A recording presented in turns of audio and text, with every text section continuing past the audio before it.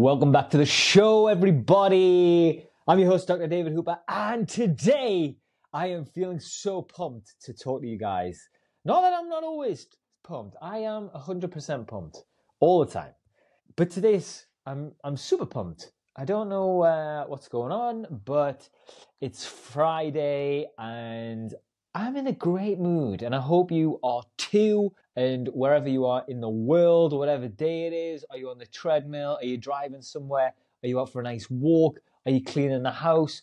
Pump this one up because it's going to be transformational, because we are talking about unlocking fat loss success for sustainable change. And I think one of the reasons I'm so excited is because in a past life, I owned a gym. I was a personal trainer, so I love this stuff. And the other side is that I was morbidly obese as well, and then did a bit of this weight loss stuff myself. So I'm so excited to talk to you. A little bit of a disclaimer. The postman is on his way, so I'm sure Luna will be telling me that he's on his way at some point in the next 45 minutes. And another disclaimer, Arwen is hoping to go outside. She can't go outside till I finish recording, so she might kick off as well. So, who knows? We've got a bit of chaos theory going on in this episode. Maybe that's why I'm so excited today. I do not know. How's your week been going? We are flying through the year. I cannot believe how quick this year is going. And it really makes you think about how life's going. I don't want to get too deep too early, but when life goes so quick, you kind of think, am I living my best life here? Am I living in a way that I'm happy with, I'm going to be proud of? And I remember back in 2017, my answer to that question was definitely no, big cross, definitely not. And it's a story that I've told a few times about my transformation, and I'm going to tell it again today, but in a slightly different way. I'm going to get into the nitty-gritty around how I lost 80 pounds in the best part of 5 months and completely changed my life. And I'm going to do something I haven't done a lot before, is I'm not going to talk too much about the mindset stuff, because I feel like I've talked about that quite a lot. And the first ever episode of this podcast, it was all about my journey, and that was quite mindset heavy. So today, I'm actually going to focus on the practicalities of losing weight, because it's actually a very simple process when you lock in, as I call it. And there's two different parts to weight loss, I think. There is getting in a bit of a lifestyle and knowing that you are able to be the size you want all year round, whether that's nice and lean or you've added some muscle or whatever. And it's a lifestyle, and you are just at that really healthy size, you look healthy, you feel great. The other side to weight loss is the yo-yoing, as in you put on a load of weight and then you lose it for a holiday, then you put on a load of weight and then you lose it for a holiday. So I'm going to try and talk to you about those two different sides. Obviously, we would prefer to be that lifestyle where we are just in pretty, we're like a 7 out of 10 in terms of our physiques, happy, healthy. You don't need six-pack abs. You don't have to be absolutely shredded or huge when it comes to muscle mass. We are happy. I'm not talking to you elite athletes here. You can scroll on by, give us a good rating, obviously, but then scroll on by. This is more towards those people who are looking to become unstoppable and use fat loss or living more healthily as a way to do this. Because weight loss it's more than just cutting calories or hitting the gym. It's actually about understanding how your body works and finding a balanced approach that fits your lifestyle. The problem we have when it comes to yo-yo dieting or putting a bunch of weight back on after you've lost it is because you didn't manage to find that initial balance. Like maybe you went to the gym 6 days a week for 90 minutes a day for 2 months and lost loads of weight. But then you went on holiday, you came back and thought, well, I don't fancy 6 sessions a week, 90 minutes a day. Nah, it's not going to happen. It wasn't a good balance. So what we've got to do is try to figure out what you like to do and what you are going to commit to doing. But I'm getting ahead of myself. As a context setter, weight loss occurs when you burn more calories than you consume. I think we all pretty much know that. And the energy deficiency that your body becomes in, it forces your body to use stored fat for fuel. But it's not just about calories in, calories out. Things like your metabolism or your muscle mass or even your hormones will play a significant role. So if you think that the scale is the most important thing in your life, then you get on and it's going down and you're pleased, but then you get on the scales and it's gone up. It can really mess with your head. Imagine if you had a weight target in your mind, but you've added some muscle over the winter, and it's time to strip the fat, and you get on the scales and you're a lot heavier than you thought you should be, and you get depressed even though you've added some really great muscle. It can be a bit of a mess with your head. And it's the same with ladies when it is their time of the month, part of their cycle. That week before their period can be a lot of bloating. It can be their body's retaining water, and actually their weight might go up even if they're in a calorie deficit, because there's all these different things going on in their bodies. And imagine if you were a woman trying to lose weight during that week and you're in a calorie deficit and you've stepped on the scales, it's gone up, and you're like, you know what, I'm getting a McDonald's tonight. So there's so many things that we need to consider when it comes to weight loss. And I'm hopefully going to take you through a bit of a plan when it comes to how to actually do this. But to give you a bit of a picture then, back in 2017, I was made redundant from a job that I really wanted. And I'd wrapped my purpose and my life's purpose around getting this job. And I got it, which is great. And I did it for 18 months and then I got made redundant. And because I'd wrapped my life's purpose around having this job, when I was made redundant, I lost that purpose. And suddenly I was an unemployed 27-year-old with no prospects. I'd paused my PhD. I had nothing going on. My wife and I were living in my in-laws' house. And I essentially ate myself nearly to death. And I put on 80 pounds, which is 6 stone, over a 5-month period. So I was putting on over 1 stone a month, which is, I look back and think, how is that possible? So I went from 140 pounds to 220 pounds. Yeah, I think that's right. 6 stone anyway, 80 pounds. And I did that by having McDonald's for breakfast, then binging on crisps, chocolate, sweets, and Subways, McDonald's, KFCs, and then having multiple takeaways a week, like 5 and 6 takeaways a week. And I dread to think how much money that I spent on food. But the reason I was doing that is because my brain was searching for that release, that dopamine effect of where you taste something nice and it's soothing and it comforts you and you think, oh, this is really nice. And then 5 minutes later, it's gone and you feel full and you feel ashamed and you feel disgusting and disgusted with yourself. And that was my life. And then also adding in multiple beers and multiple bottles of wine a week on top of that.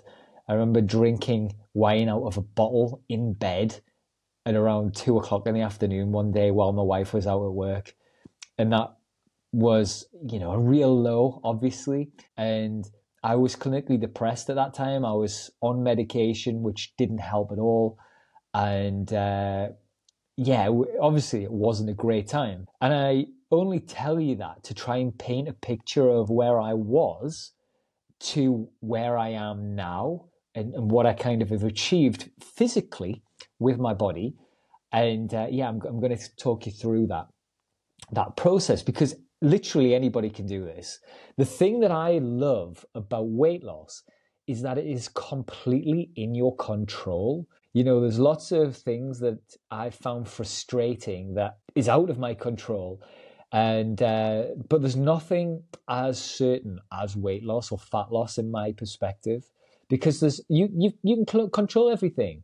You can control how much you eat. You can track your macros. You can drink X amount of water. You can hit your protein targets, your carb targets, your fat targets.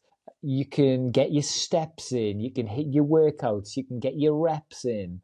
You can sleep. It's completely up to you to practically do it. And that's something that I really like and love. And I love feeling like I'm in control and I can build a schedule around it. I know that isn't the same for everybody. I'm not saying it's an easy process, but I'm saying that it's a process that you can control. And then, there's the whole mindset thing around being disciplined. But like I say, I'm not going to talk about that too much today. So what happened for me to make this change then? The story about my fat loss and I guess the rock bottom moment happened at Christmas 2017. So we were sitting around the Christmas, we were sitting kind of on the floor, giving out Christmas presents and things like that. And, I was with Laura's family and I got a t-shirt that was a triple XL t-shirt. So that's like XXXL. And now normally I'm a small or a medium. So I don't even know how many is that. So small, so medium, large, extra large, XXL, XXXL. So it's like 5 or 6 t-shirt sizes bigger than what I'm used to or was used to. And I remember opening it and thinking like, yes, it's a nice t-shirt. And yes, it's actually the right size because I was a big guy. And I immediately thought in my head, I'm going to make a change here. Like it had got too much. I was embarrassed as a former elite athlete. I was, I played academy football. I ran for the north of England. I played cricket at county level. And, I played semi-professional football, all these different things. And suddenly I'm this morbidly obese guy who struggles to get out of the house anymore. And it was a bit of a rock bottom moment for me opening that t-shirt. And I made a pact with myself, a pact that I'd immediately break. I said that I will never wear this t-shirt again. Or actually it was, I'll never wear this t-shirt ever, full stop. But then about 5 minutes later, it was my rock bottom moment. So we were sitting around the dining room table having our delicious Christmas dinner, me stuffing my face. And I was wearing a shirt that was so tight.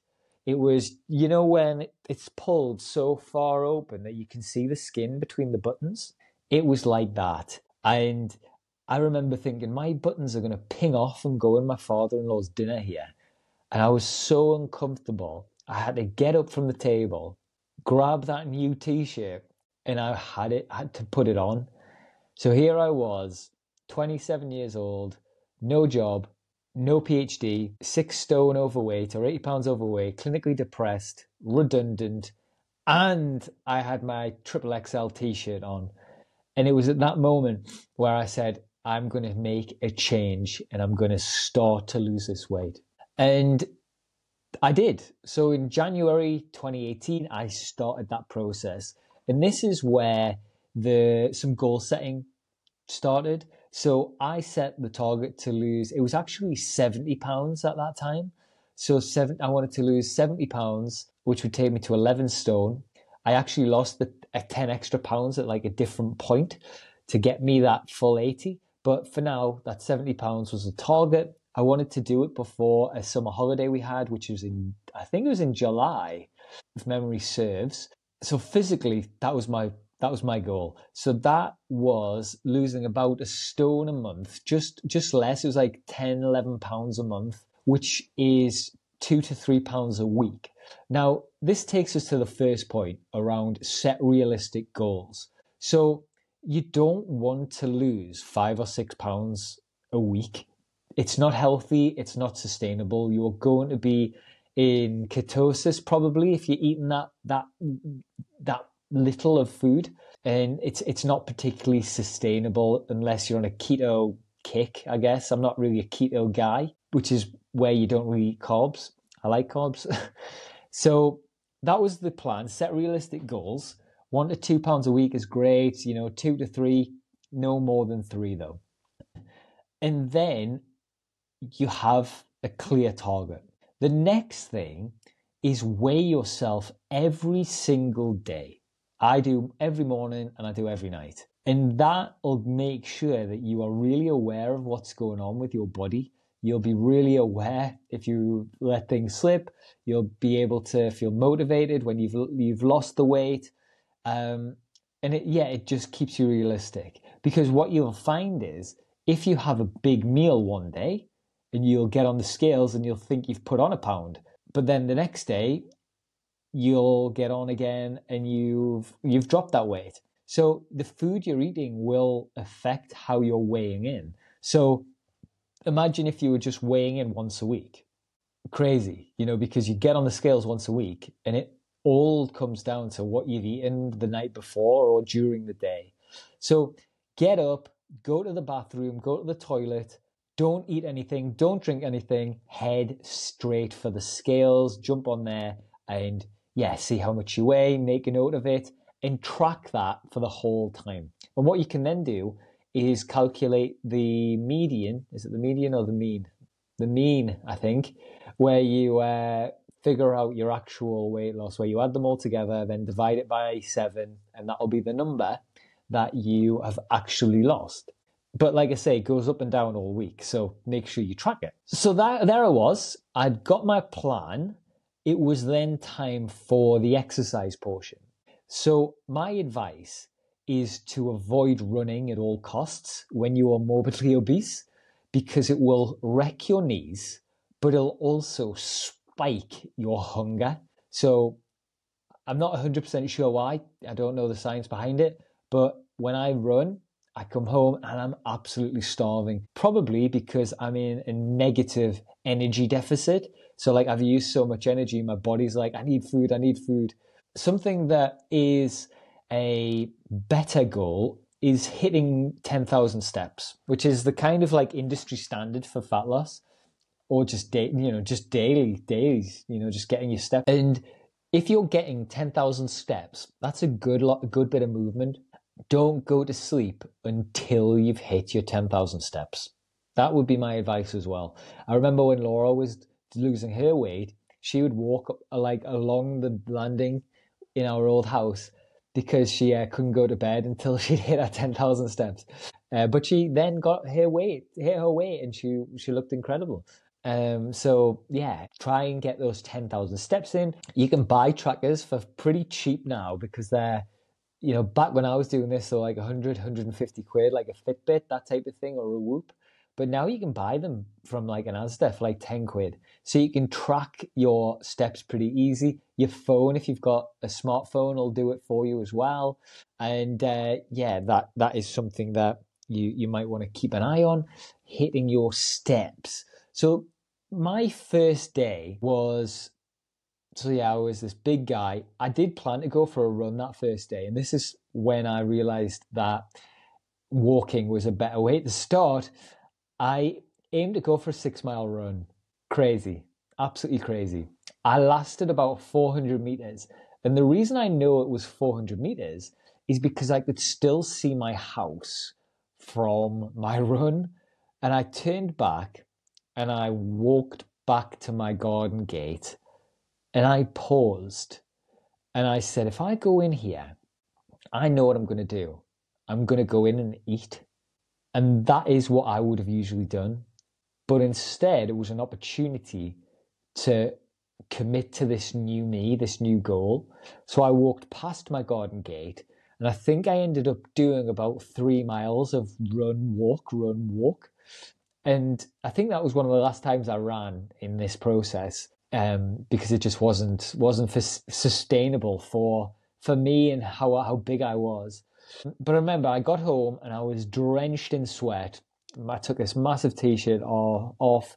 I took a picture of it. I still have that picture. It's going to go in my autobiography. I held it up and I was like, right, we've started here. We've started. And I set the goal of doing 10,000 steps every day. That's just what I had to do. When it came to food, I did it if it fits your calories approach. And what that meant was I figured out how many calories I needed to lose weight. And for me, it was around 2,200. And I then dropped that by 100 every week until I got to 1,800. And then I stayed at 1,800 for the remaining period. That even, is a bit low. But to be honest, I don't really care because it helped me get the weight off and it was sustainable for me. So the thing I would say here is don't drop your calories too early. If you're currently on 5,000 calories a day, I was on about that. Maybe cut it in half. Maybe go to like 3,500 calories and drop 500 a week or something, or 100, or I don't have this hat on as a personal trainer anymore. So I don't want to advise you too much around your calories, but you can do calorie calculators on the websites and things like that pretty quickly, and then ease into that process. It would be better to go 5,000 calories, 4,500 calories, 4,000 calories, 3,500 calories, 3,000, 2,500 calories, 2,000, and drop that every maybe 2 weeks.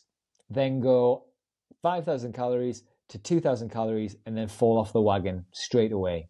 So make sure you get your calories right.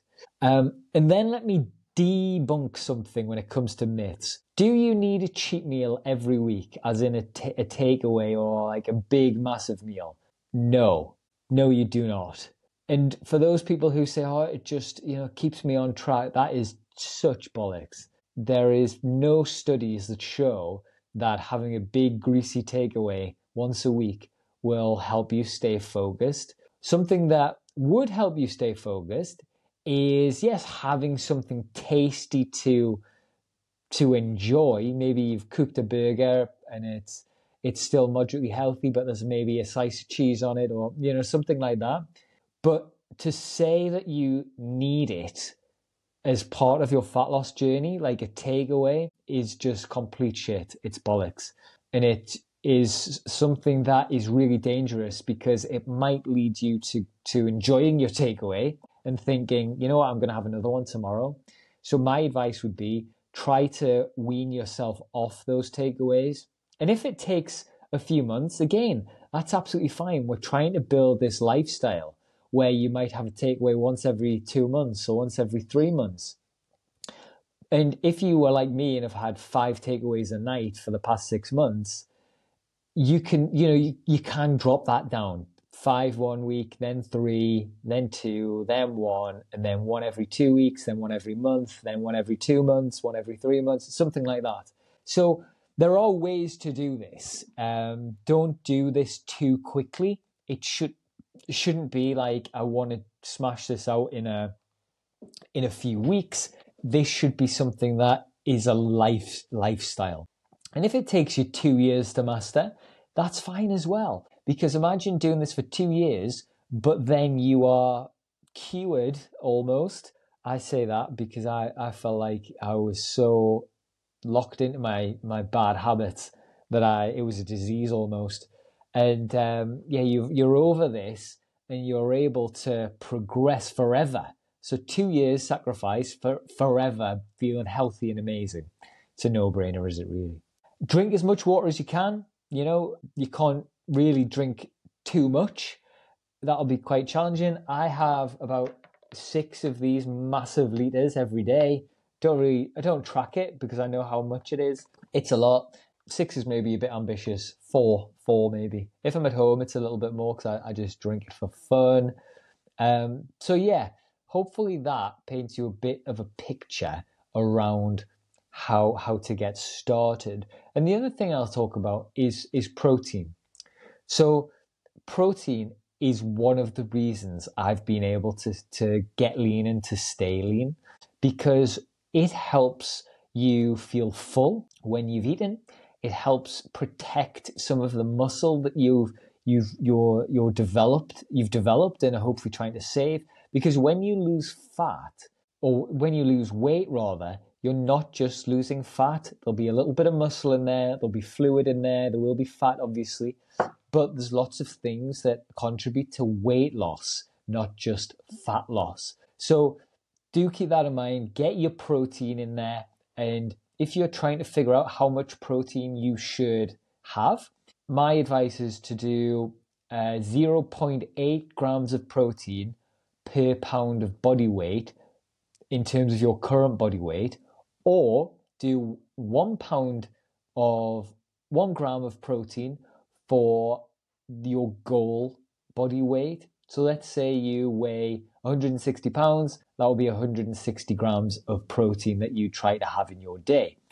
And protein's quite hard to get in, so you might have to have bars or shakes or lots of eggs or, chicken breast, whatever it is, but it's really going to help you stay full. It's going to help you stay nice and healthy as well. So yeah, keep that in mind as you go. And then the feeling of getting lean is really like no other. It's still one I love. I just did a summer cut for my holiday a couple of weeks back, dropped about 20 pounds, and I felt amazing. And I was in some great habits. I was sleeping well.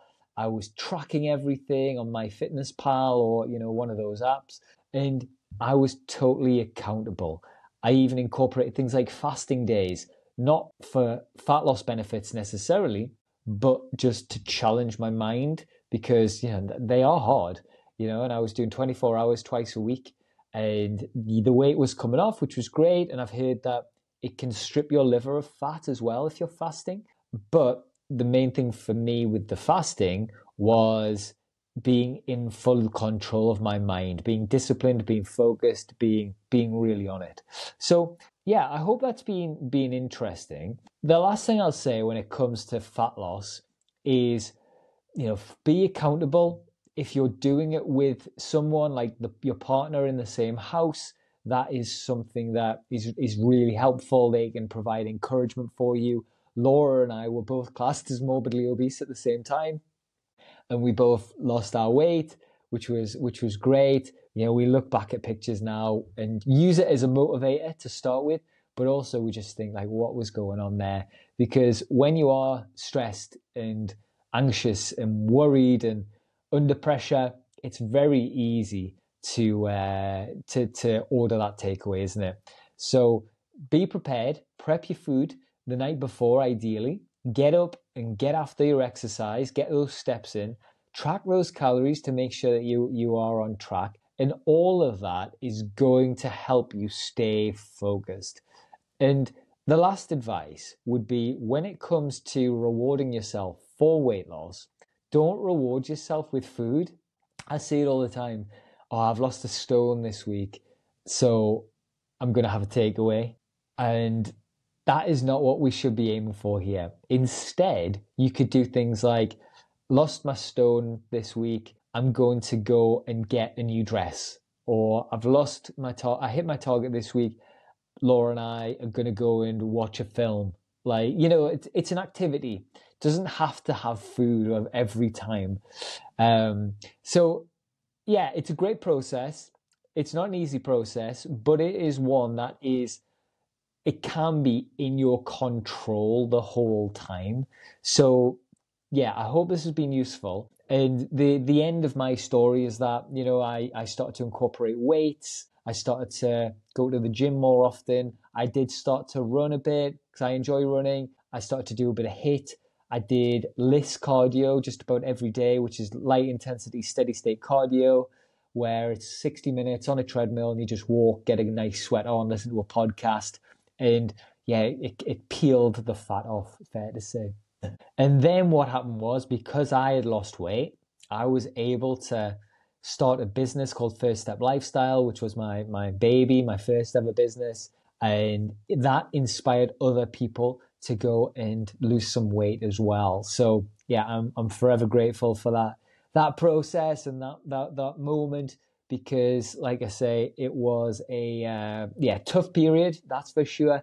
Being morbidly obese, clinically depressed, and redundant is not the best combination, but being lean, happy, healthy, off medication, no longer morbidly obese is definitely a place that I can recommend for people. So I hope this has been helpful. I hope that you are ready to attack your weight loss goals. If you've got a summer holiday coming up or a wedding that you want to get into a new outfit on, use that as a goal and really go for it. Track everything. It's completely under your control. Be accountable to yourself, be accountable to others. And remember, this is one of the ways that you can really feel unstoppable.